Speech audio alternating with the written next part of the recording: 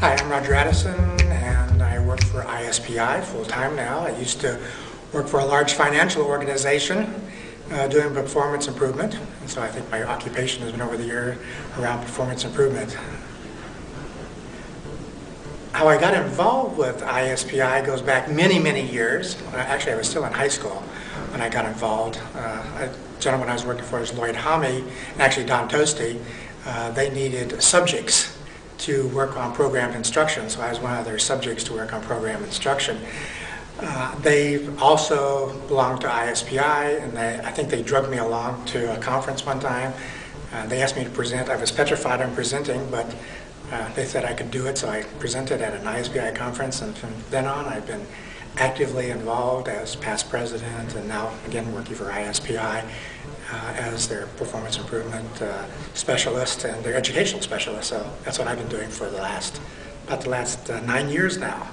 I've been pretty successful, I think, getting those educational programs moving, and ISPI is really excited about it. I think we've even expanded their product line to incorporate more educational experiences to go along with our journals and go along with all the other things that we do.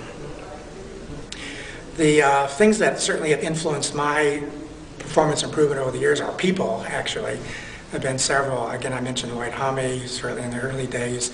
Performance improvement, if you read any of the early works, he actually worked with Tom Gilbert on many of the things, which is kind of exciting. So certainly Tom Gilbert was another person. Bob Mager, Joe Harless, Gary Rumler, Susan Marco. I mean, there's millions of people out there that certainly influenced me. Margot Murray. I mean, there's certainly many, many people that certainly have guided my experiences as we go forward. An application of performance improvement. I think one of the things that when I worked for the organization, and I could work for a bank, one of the things that we had done was to look at our whole experience around safety training, and one of the specific instances was training people for robberies. So now, what's interesting about robberies, the training either comes too early or too late. You never know when it's going to happen to you. So one of the things, and also it's basically what you have to do from a compliance issue, like federal government basically every quarter make sure that people do have some type of training or some type of an event around this. But the problem with this is that you can't, in this traumatic experience, you can't remember all the things that you're supposed to remember. So what we did an analysis on, what we found out is that there are two things that you really need to do in this situation is push the silent alarm and give them the money.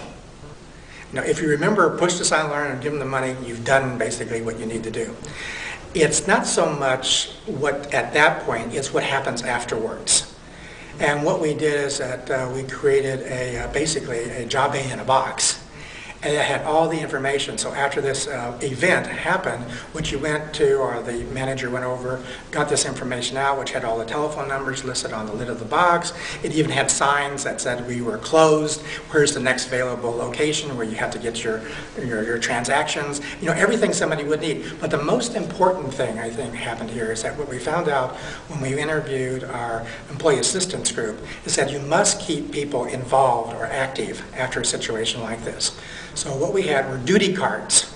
So every person involved in this whole experience got a duty card. Everything from writing down what you saw, the information, and so on and so forth. So I think that was a good lesson for us, is that it basically got the compliance issue out of the way, but also it solved the performance problem of getting people in a safe environment after something fairly traumatic. And out of that certainly came all the other different safety experiences that we had over the years.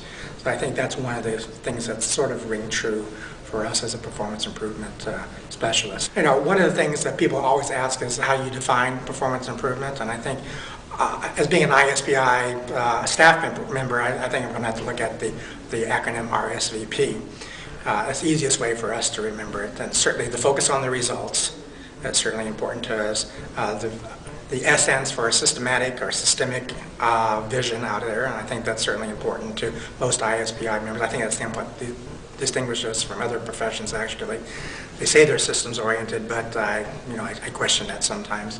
The V stands for the value, and the value added often goes into our measurement, or the way that we say that we are successful is certainly looking at the whole idea of around can we prove it with some kind of evidence, and that's the value added. And certainly the partners, and the partners are important to us, and I think partners come in two varieties. Certainly the people that are our clients are our partners. I think that's one of the things that helps us get things done in any organization. But there are also, we've now been looking at fairly recently, that there are a lot of other people out there who also improve performance. And it's important for us to partner with those other performance professionals out there.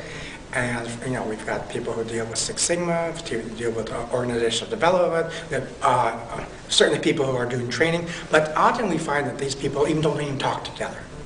And so we want to make sure through ISPI that we bring these people together to improve performance of the organization as in individuals.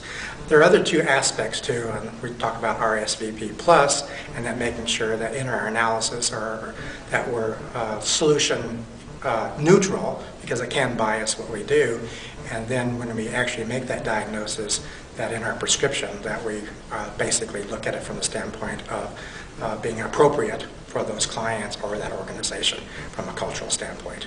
So that's the way I look at what performance improvement is all about.